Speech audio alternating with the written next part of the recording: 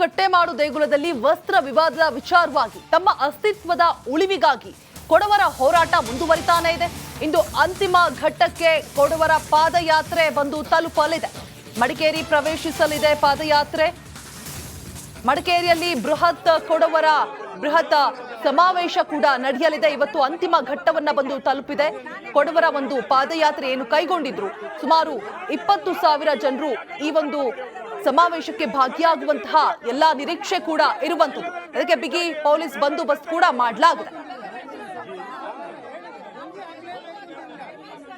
ಇವಾಗ ಹೆಚ್ಚಿನ ಡೀಟೇಲ್ಸ್ ಕೊಡೋದಕ್ಕೆ ಅಲುಕಾರ್ಯಪ್ಪ ದೂರವಾಣಿ ಸಂಪರ್ಕದಲ್ಲಿ ಜಾಯಿನ್ ಆಗ್ತಾ ಇದ್ದಾರೆ. ಎಸ್, ಅಲ್ಲಿನ ವಾತಾವರಣ ಸದ್ಯಕ್ಕೆ ಹೇಗಿದೆ? ಯಾವ ರೀತಿಯಾಗಿ ಪೊಲೀಸ್ ಬಂದೋಬಸ್ತನ್ನ ಕೈಗೊಳ್ಳಲಾಗಿದೆ? ಸಾಕಷ್ಟು ಜನ ಆಗಮಿಸುವಂತಹ ನಿರೀಕ್ಷೆ ಕೂಡ ಇದೆ. ರೋಜಾ, ಇದೇ ಫೆಬ್ರವರಿ 2ರಿಂದ ಈ ಒಂದು ಕೊಡವಾಮಿ ಬಾಳು ಅಂತ ಹೇಳಿ ಒಂದು ಪಾದಯಾತ್ರೆ ಆರಂಭವಾಯಿತು. ನಮ್ಮ ಅಸ್ತಿತ್ವದ ಉಳಿವಿಗಾಗಿ ಈ ಹೋರಾಟ ಆರಂಭ ಮಾಡಿರುವಂತದ್ದು. ಅದು ಈಗ ಇವತ್ತು 6 ದಿವಸದ ಪಾದಯಾತ್ರೆ ಇದು. ಇವತ್ತು ಅಂತಿಮ ಪಾದಯಾತ್ರೆ.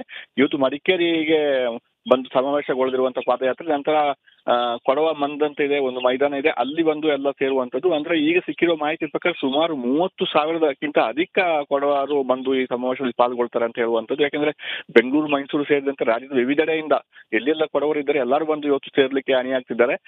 ಇಷ್ಟೊಂದು ಜನ ಇದೇ ಮೊದಲು ಒಂದು ಇತಿಹಾಸವನ್ನು ಸೃಷ್ಟಿ ಮಾಡ್ತಿದ್ದಾರೆ ಅಂತ ಹೇಳ್ಬೋದು. ಇಷ್ಟೊಂದು ದೊಡ್ಡ ಪ್ರಮಾಣದ ಜನರು ಸೇರಿ ಒಂದು ಪಾದಯಾತ್ರೆ ಅಥವಾ ಒಂದು ಸಮಾವೇಶ ನಡೆಸುವಂತದ್ದು ಇದೇ ಮೊದಲು ಅಂತ ಹೇಳುವಂಥದ್ದು. ಅದಕ್ಕಾಗಿ ಹೆಚ್ಚು ಜನರು ಸೇರುವ ಹಿನ್ನೆಲೆಯಲ್ಲಿ ಪೊಲೀಸ್ ಇಲಾಖೆ ಕೂಡ ಸೂಕ್ತ ಬಿಗಿ ಭದ್ರತೆಯನ್ನು ಕೂಡ ಕೈಗೊಂಡಿದೆ. ಸುಮಾರು 1000ಕ್ಕೂ ಹೆಚ್ಚು ಪೊಲೀಸರನ್ನು ನಿಯೋಜನೆ ಮಾಡಿರುವಂತದ್ದು 2 ಎಸ್ಪಿಗಳ ನೇತೃತ್ವದಲ್ಲಿ. ಎಲ್ಲೂ ಕೂಡ ಯಾವುದೇ ಅಹಿತಕರ ಘಟನೆ ಆಗಬಾರ್ದು ಅಂತ ಹೇಳಿ ಈ ರೀತಿ ವ್ಯವಸ್ಥೆ ಮಾಡಲಾಗಿದೆ. ಮತ್ತು ಇವತ್ತು ಮದ್ಯ ಮಾರಾಟವನ್ನು ಕೂಡ ನಿಷೇಧ ಮಾಡಲಾಗಿದೆ. ಮಡಿಕೇರಿಯಲ್ಲಿ ಬೆಳಗಿನ ಸಂಜೆವರೆಗೆ ಕೂಡ ಮದ್ಯ ಮಾರಾಟ ನಿಷೇಧ ಮಾಡಲಾಗಿದೆ. ಥ್ಯಾಂಕ್ ಯು ಅನುಕಾರ್ಯಪ್ಪ ತಮ್ಮೆಲ್ಲ ಡೀಟೇಲ್ಸ್ಗಾಗಿ. ಕೊಡಗು ಕಟ್ಟೆಮಾಡು ದೇಗುಲದಲ್ಲಿ ವಸ್ತ್ರ ವಿವಾದದ ವಿಚಾರವಾಗಿ ತಮ್ಮ ಅಸ್ತಿತ್ವದ ಉಳಿವಿಗಾಗಿ ಕೊಡವರ ಹೋರಾಟ ಮುಂದುವರಿತಾನೇ ಇದೆ.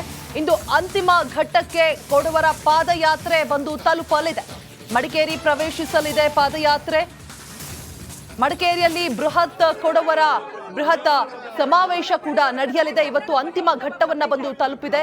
ಕೊಡವರ ಒಂದು ಪಾದಯಾತ್ರೆ ಏನು ಕೈಗೊಂಡಿದ್ರು ಸುಮಾರು 20,000 ಜನರು ಈ ಒಂದು ಸಮಾವೇಶಕ್ಕೆ ಭಾಗಿಯಾಗುವಂತಹ ಎಲ್ಲಾ ನಿರೀಕ್ಷೆ ಕೂಡ ಇರುವಂತದ್ದು. ಅದಕ್ಕೆ ಬಿಗಿ ಪೊಲೀಸ್ ಬಂದೋಬಸ್ತ್ ಕೂಡ ಮಾಡಲಾಗಿದೆ.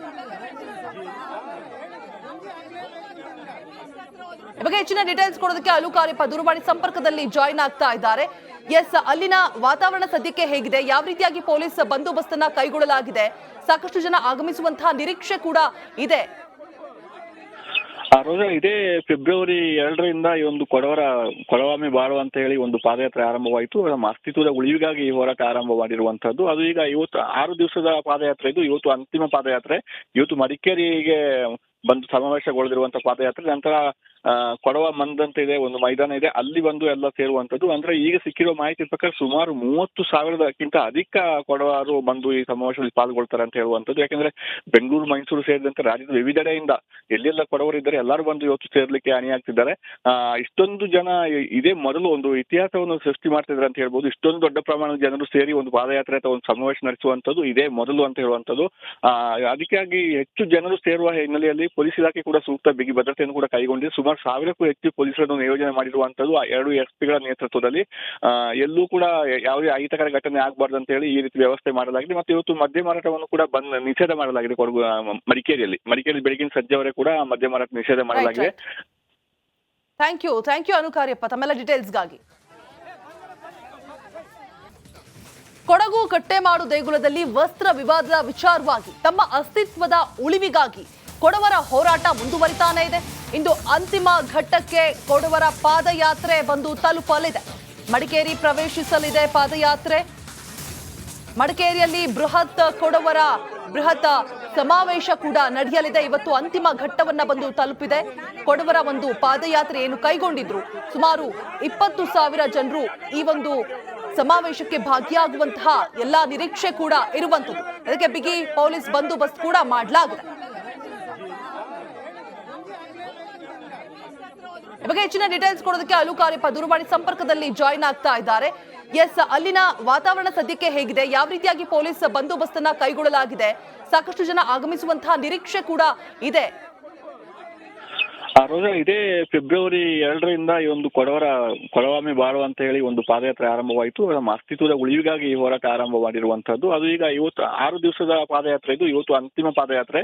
ಇವತ್ತು ಮಡಿಕೇರಿಗೆ ಬಂದು ಸಮಾವೇಶಗೊಳ್ಳದಿರುವಂತಹ ಪಾದಯಾತ್ರೆ. ನಂತರ ಕೊಡವ ಮಂದ್ ಅಂತ ಇದೆ, ಒಂದು ಮೈದಾನ ಇದೆ, ಅಲ್ಲಿ ಬಂದು ಎಲ್ಲ ಸೇರುವಂತದ್ದು. ಅಂದ್ರೆ ಈಗ ಸಿಕ್ಕಿರೋ ಮಾಹಿತಿ ಪ್ರಕಾರ ಸುಮಾರು 30,000ಕ್ಕಿಂತ ಅಧಿಕ ಕೊಡವರು ಬಂದು ಈ ಸಮಾವೇಶದಲ್ಲಿ ಪಾಲ್ಗೊಳ್ತಾರೆ ಅಂತ ಹೇಳುವಂತದ್ದು. ಯಾಕಂದ್ರೆ ಬೆಂಗಳೂರು, ಮೈಸೂರು ಸೇರಿದಂತೆ ರಾಜ್ಯದ ವಿವಿಧೆಡೆಯಿಂದ ಎಲ್ಲೆಲ್ಲ ಕೊಡವರು ಇದ್ದಾರೆ ಎಲ್ಲರೂ ಬಂದು ಇವತ್ತು ಸೇರ್ಲಿಕ್ಕೆ ಅಣಿಯಾಗ್ತಿದ್ದಾರೆ. ಇಷ್ಟೊಂದು ಜನ ಇದೇ ಮೊದಲು ಒಂದು ಇತಿಹಾಸವನ್ನು ಸೃಷ್ಟಿ ಮಾಡ್ತಿದ್ದಾರೆ ಅಂತ ಹೇಳ್ಬೋದು. ಇಷ್ಟೊಂದು ದೊಡ್ಡ ಪ್ರಮಾಣದ ಜನರು ಸೇರಿ ಒಂದು ಪಾದಯಾತ್ರೆ ಅಥವಾ ಒಂದು ಸಮಾವೇಶ ನಡೆಸುವಂತದ್ದು ಇದೇ ಮೊದಲು ಅಂತ ಹೇಳುವಂತದ್ದು. ಅದಕ್ಕಾಗಿ ಹೆಚ್ಚು ಜನರು ಸೇರುವ ಹಿನ್ನೆಲೆಯಲ್ಲಿ ಪೊಲೀಸ್ ಇಲಾಖೆ ಕೂಡ ಸೂಕ್ತ ಬಿಗಿ ಭದ್ರತೆಯನ್ನು ಕೂಡ ಕೈಗೊಂಡಿದೆ. ಸುಮಾರು 1000ಕ್ಕೂ ಹೆಚ್ಚು ಪೊಲೀಸರನ್ನು ನಿಯೋಜನೆ ಮಾಡಿರುವಂತದ್ದು 2 ಎಸ್ಪಿಗಳ ನೇತೃತ್ವದಲ್ಲಿ. ಎಲ್ಲೂ ಕೂಡ ಯಾವುದೇ ಅಹಿತಕರ ಘಟನೆ ಆಗಬಾರ್ದು ಅಂತ ಹೇಳಿ ಈ ರೀತಿ ವ್ಯವಸ್ಥೆ ಮಾಡಲಾಗಿದೆ. ಮತ್ತು ಇವತ್ತು ಮದ್ಯ ಮಾರಾಟವನ್ನು ಕೂಡ ನಿಷೇಧ ಮಾಡಲಾಗಿದೆ ಮಡಿಕೇರಿ ಬೆಳಗಿನ ಸಂಜೆವರೆಗೆ ಕೂಡ ಮದ್ಯ ಮಾರಾಟ ನಿಷೇಧ ಮಾಡಲಾಗಿದೆ. ಥ್ಯಾಂಕ್ ಯು ಅನು ಕಾರ್ಯಪ್ಪ ತಮ್ಮೆಲ್ಲ ಡೀಟೇಲ್ಸ್ಗಾಗಿ. ಕೊಡಗು ಕಟ್ಟೆಮಾಡು ದೇಗುಲದಲ್ಲಿ ವಸ್ತ್ರ ವಿವಾದದ ವಿಚಾರವಾಗಿ ತಮ್ಮ ಅಸ್ತಿತ್ವದ ಉಳಿವಿಗಾಗಿ ಕೊಡವರ ಹೋರಾಟ ಮುಂದುವರಿತಾನೇ ಇದೆ. ಇಂದು ಅಂತಿಮ ಘಟ್ಟಕ್ಕೆ ಕೊಡವರ ಪಾದಯಾತ್ರೆ ಬಂದು ತಲುಪಲಿದೆ. ಮಡಿಕೇರಿ ಪ್ರವೇಶಿಸಲಿದೆ ಪಾದಯಾತ್ರೆ. ಮಡಿಕೇರಿಯಲ್ಲಿ ಬೃಹತ್ ಸಮಾವೇಶ ಕೂಡ ನಡೆಯಲಿದೆ. ಇವತ್ತು ಅಂತಿಮ ಘಟ್ಟವನ್ನ ಬಂದು ತಲುಪಿದೆ. ಕೊಡವರ ಒಂದು ಪಾದಯಾತ್ರೆ ಏನು ಕೈಗೊಂಡಿದ್ರು ಸುಮಾರು 20,000 ಜನರು ಈ ಒಂದು ಸಮಾವೇಶಕ್ಕೆ ಭಾಗಿಯಾಗುವಂತಹ ಎಲ್ಲಾ ನಿರೀಕ್ಷೆ ಕೂಡ ಇರುವಂತದ್ದು. ಅದಕ್ಕೆ ಬಿಗಿ ಪೊಲೀಸ್ ಬಂದೋಬಸ್ತ್ ಕೂಡ ಮಾಡಲಾಗಿದೆ. ಇವಾಗ ಹೆಚ್ಚಿನ ಡೀಟೇಲ್ಸ್ ಕೊಡೋದಕ್ಕೆ ಅಲು ಕಾರ್ಯಪ್ಪ ದೂರವಾಣಿ ಸಂಪರ್ಕದಲ್ಲಿ ಜಾಯಿನ್ ಆಗ್ತಾ ಇದ್ದಾರೆ. ಎಸ್, ಅಲ್ಲಿನ ವಾತಾವರಣ ಸದ್ಯಕ್ಕೆ ಹೇಗಿದೆ? ಯಾವ ರೀತಿಯಾಗಿ ಪೊಲೀಸ್ ಬಂದೋಬಸ್ತನ್ನ ಕೈಗೊಳ್ಳಲಾಗಿದೆ? ಸಾಕಷ್ಟು ಜನ ಆಗಮಿಸುವಂತಹ ನಿರೀಕ್ಷೆ ಕೂಡ ಇದೆ. ರೋಜಾ, ಇದೇ ಫೆಬ್ರವರಿ 2ರಿಂದ ಈ ಒಂದು ಕೊಡವಾಮಿ ಬಾಳು ಅಂತ ಹೇಳಿ ಒಂದು ಪಾದಯಾತ್ರೆ ಆರಂಭವಾಯಿತು. ನಮ್ಮ ಅಸ್ತಿತ್ವದ ಉಳಿವಿಗಾಗಿ ಈ ಹೋರಾಟ ಆರಂಭ ಮಾಡಿರುವಂತದ್ದು. ಅದು ಈಗ ಇವತ್ತು 6 ದಿವಸದ ಪಾದಯಾತ್ರೆ ಇದು. ಇವತ್ತು ಅಂತಿಮ ಪಾದಯಾತ್ರೆ. ಇವತ್ತು ಮಡಿಕೇರಿಗೆ ಬಂದು ಸಮಾವೇಶಗೊಳ್ಳದಿರುವಂತಹ ಪಾದಯಾತ್ರೆ. ನಂತರ ಕೊಡವ ಮಂದ್ ಅಂತ ಇದೆ, ಒಂದು ಮೈದಾನ ಇದೆ, ಅಲ್ಲಿ ಬಂದು ಎಲ್ಲ ಸೇರುವಂತದ್ದು. ಅಂದ್ರೆ ಈಗ ಸಿಕ್ಕಿರೋ ಮಾಹಿತಿ ಪ್ರಕಾರ ಸುಮಾರು 30,000ಕ್ಕಿಂತ ಅಧಿಕ ಕೊಡವರು ಬಂದು ಈ ಸಮಾವೇಶದಲ್ಲಿ ಪಾಲ್ಗೊಳ್ತಾರೆ ಅಂತ ಹೇಳುವಂತದ್ದು. ಯಾಕಂದ್ರೆ ಬೆಂಗಳೂರು, ಮೈಸೂರು ಸೇರಿದಂತೆ ರಾಜ್ಯದ ವಿವಿಧೆಡೆಯಿಂದ ಎಲ್ಲೆಲ್ಲ ಕೊಡವರು ಇದ್ದಾರೆ ಎಲ್ಲರೂ ಬಂದು ಇವತ್ತು ಸೇರ್ಲಿಕ್ಕೆ ಅಣಿಯಾಗ್ತಿದ್ದಾರೆ. ಇಷ್ಟೊಂದು ಜನ ಇದೇ ಮೊದಲು ಒಂದು ಇತಿಹಾಸವನ್ನು ಸೃಷ್ಟಿ ಮಾಡ್ತಿದ್ದಾರೆ ಅಂತ ಹೇಳ್ಬೋದು. ಇಷ್ಟೊಂದು ದೊಡ್ಡ ಪ್ರಮಾಣದ ಜನರು ಸೇರಿ ಒಂದು ಪಾದಯಾತ್ರೆ ಅಥವಾ ಒಂದು ಸಮಾವೇಶ ನಡೆಸುವಂತದ್ದು ಇದೇ ಮೊದಲು ಅಂತ ಹೇಳುವಂತದ್ದು. ಅದಕ್ಕಾಗಿ ಹೆಚ್ಚು ಜನರು ಸೇರುವ ಹಿನ್ನೆಲೆಯಲ್ಲಿ ಪೊಲೀಸ್ ಇಲಾಖೆ ಕೂಡ ಸೂಕ್ತ ಬಿಗಿ ಭದ್ರತೆಯನ್ನು ಕೂಡ ಕೈಗೊಂಡಿದೆ. ಸುಮಾರು 1000ಕ್ಕೂ ಹೆಚ್ಚು ಪೊಲೀಸರನ್ನು ನಿಯೋಜನೆ ಮಾಡಿರುವಂತದ್ದು 2 ಎಸ್ಪಿಗಳ ನೇತೃತ್ವದಲ್ಲಿ.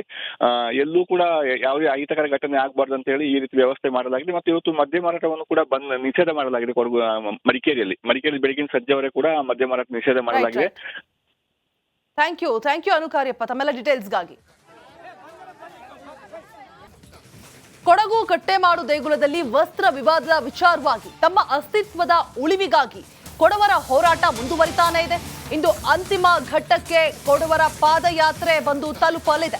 ಮಡಿಕೇರಿ ಪ್ರವೇಶಿಸಲಿದೆ ಪಾದಯಾತ್ರೆ. ಮಡಿಕೇರಿಯಲ್ಲಿ ಬೃಹತ್ ಸಮಾವೇಶ ಕೂಡ ನಡೆಯಲಿದೆ. ಇವತ್ತು ಅಂತಿಮ ಘಟ್ಟವನ್ನ ಬಂದು ತಲುಪಿದೆ. ಕೊಡವರ ಒಂದು ಪಾದಯಾತ್ರೆ ಏನು ಕೈಗೊಂಡಿದ್ರು ಸುಮಾರು 20,000 ಜನರು ಈ ಒಂದು ಸಮಾವೇಶಕ್ಕೆ ಭಾಗಿಯಾಗುವಂತಹ ಎಲ್ಲಾ ನಿರೀಕ್ಷೆ ಕೂಡ ಇರುವಂತದ್ದು. ಅದಕ್ಕೆ ಬಿಗಿ ಪೊಲೀಸ್ ಬಂದೋಬಸ್ತ್ ಕೂಡ ಮಾಡಲಾಗಿದೆ. ಇವಾಗ ಹೆಚ್ಚಿನ ಡೀಟೇಲ್ಸ್ ಕೊಡೋದಕ್ಕೆ ಅಲು ಕಾರ್ಯಪ್ಪ ದೂರವಾಣಿ ಸಂಪರ್ಕದಲ್ಲಿ ಜಾಯಿನ್ ಆಗ್ತಾ ಇದ್ದಾರೆ.